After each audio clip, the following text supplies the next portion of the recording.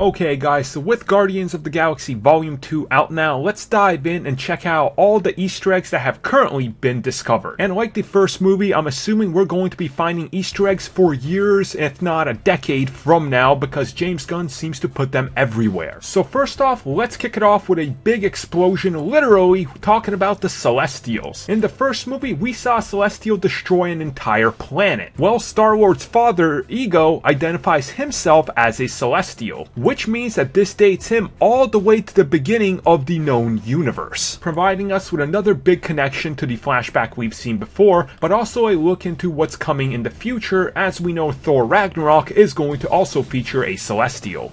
And while we're talking about space, let's talk about the planet that the Guardians end up crash landing on. This planet is known as Bearhurt. This planet is actually from a very old run of the Hulk, where he actually gets to pilot a ship onto its surface. Next up, let's talk about the world of Centraxia. This, in the comics, happens to be a snowy planet that is inhabited with a bunch of aliens that are looking to get down. And this planet is also the home to Jack of Hearts, a future Avenger. And while we're talking about Centraxia, let's talk about another character that appears on the planet. He just so happens to make a quick cameo on the planet and also appears during the end credits of the movie. Not bad for a character who was in one of the worst comic book movies of all time. Now, while we're talking about the post-credits scene, let's talk about one that highlights the former original Guardians of the Galaxy team, including the likes of Smallville's Lex Luthor, Mainframe played by Miley Cyrus, Ving Rhames as Charlie 27, and of course Sylvester Stallone. Now, in the movie where everything is going down with Ego, at one point the camera zooms in close on Peter's face and he whispers the word eternity, and his eyes are filled with stars. This is most likely a reference to the character of Eternity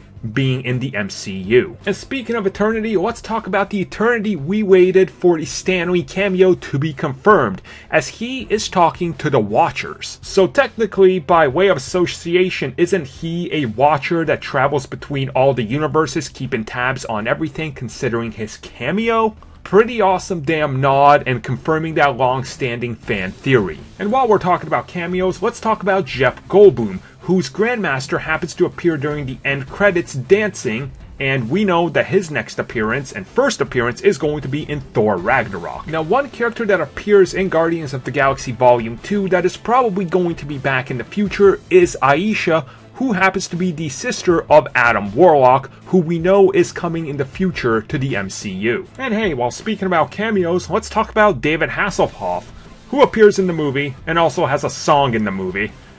Oh man, this is loaded with nostalgia. Also, I'm not going to entirely spoil this one for you guys, but PacMan makes an appearance in this movie. I'm not kidding you.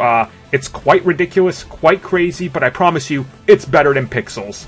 So there you go guys, that's just a handful of Easter eggs that are in Guardians of the Galaxy Volume 2. And I'm sure hundreds more will be discovered by the time this video is out, and at least 10,000 more in about a year's time.